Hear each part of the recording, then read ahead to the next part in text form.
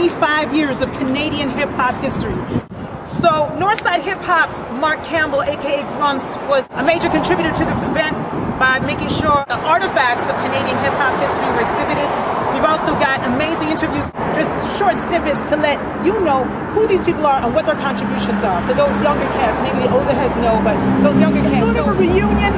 It's sort of like blast from the past, but once again, we have to document this. We have to make sure that our history and that our heritage is here so that the next generation can see where they came from. Check it out. Take a look at what's going on inside. We've got the who's who of Canadian hip hop. Let me show you some flyers. We got Kardinall.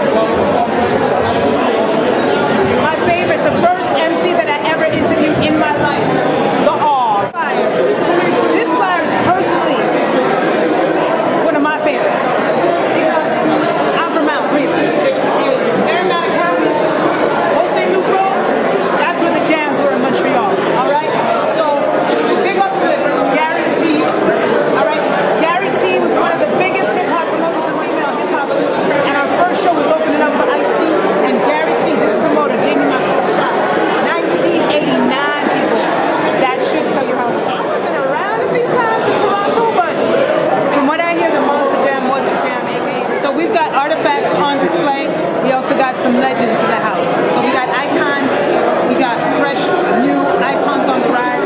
We've got a lot of history happening in one place right here at the CBC Glenville Studios. Peace out. From Kenya to London to the world. Talk to me about your travels and how that's impacted your influence on Canadian hip hop and your perspective. I think on a subconscious level, kind of, growing up with my background, I think it's just affected my approach to music, my approach to life.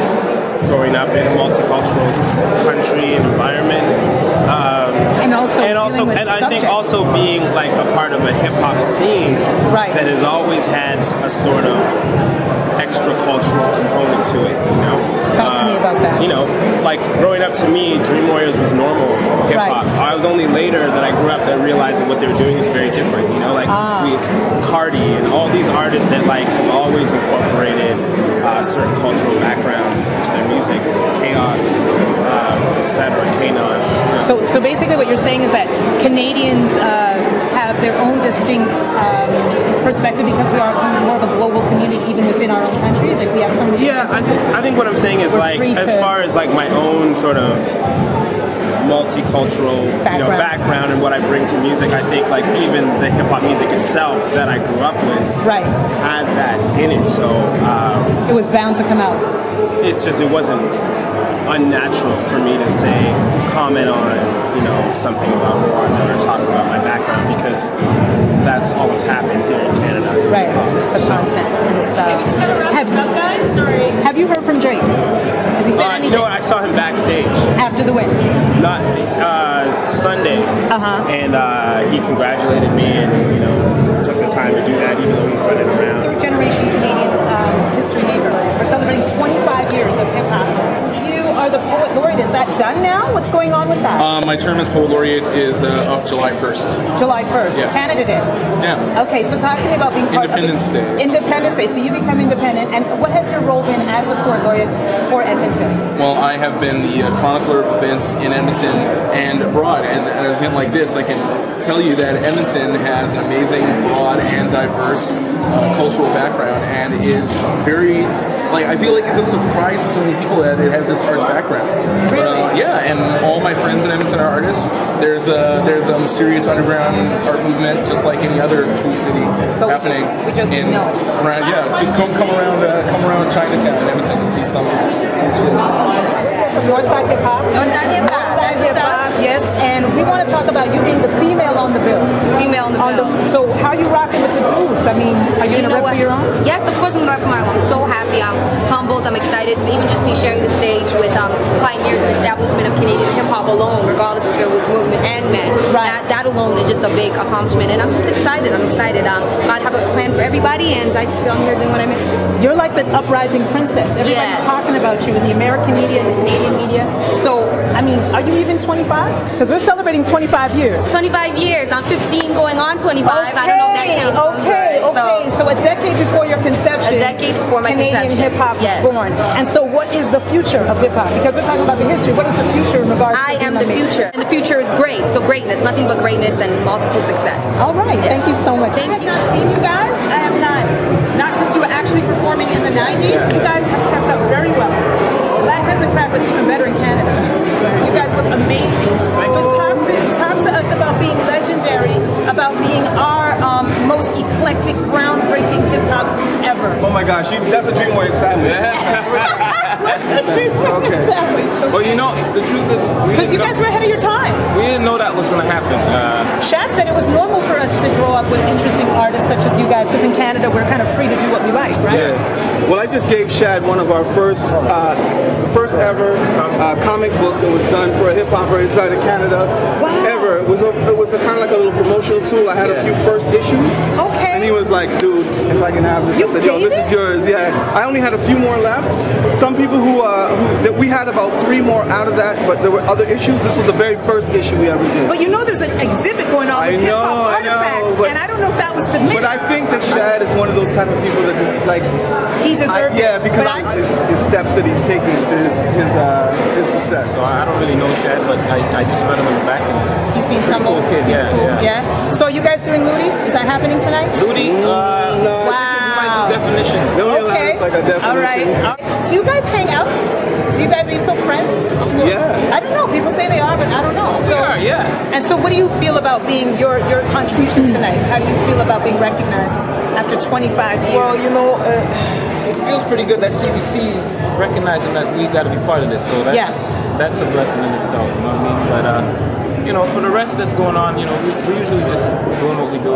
If they call us and we want to be part of it, it's always good to, because there's a lot of upcoming young artists that need to understand that you can be free in what you do, you know what I mean? So they don't have to stick into that. Exactly. They don't have to be in that one lane that everyone else is in, right? You never regretted it, right? No. I think they brought us on board because creatively, I think we're a symbol of integrity inside of what we've done. We've always done it our way without stepping on anybody's feet. And I think that the newer groups now are coming out with new stories and their own stories, so they're not just adhering to whatever is typical of what hip hop is. They're actually saying, this is happening to me, this is what's going on. And I think that's what we justify, that kind of like coming with your own stories, bringing all this difference. What's up? How goes it? How are you? I'm good. Okay, as somebody who has basically shown the rest of the world the contributions that Jamaicans have made to hip hop culture, talk to them the 25 years of influence, but also how your Jamaican influence has influenced your art and Canadian hip hop culture on the whole. Well, I mean, it's only fitting that Michie Me is playing in the background, because I mean, as a little kid coming up, this is what I was exposed to in my neighborhood growing up, you know what I mean? So the funny thing is, nowadays, you know, everything is put together, everything is like some kind of process, people kind of engineer these artists, but I mean, for me, and the style that I came with, and just infusing my heritage into my music, it was just one of those things that was natural. I thought that's what you're supposed to do, because that's what was around me, and I mean, from Michie, Dream Warriors, Rumble and Strong, all those different artists, that's just what I do. Right, and so now in terms of showmanship, because you're known to be one of the greatest showmen, you're known to be the ambassador of Canadian hip hop. Maestro is the godfather, you're known as the ambassador. What is it that you are showing on behalf of your embassy to the rest of the world about Canadian legacy in hip hop? Two things. One of them, I always say the difference that separates Canadian hip hop and American is the finance. Because most of us that are doing it, if we didn't have a love for the music, we would have stopped a long time ago. Like somebody like Maestro, Ghetto Concept, a lot of these different guys that came up before me are supposed to be rich in a mansion somewhere in Bridal Path right now, but it's the extreme love that they had for the music as to why they kept going. And what I'm bringing to the rest of the world is like what they're seeing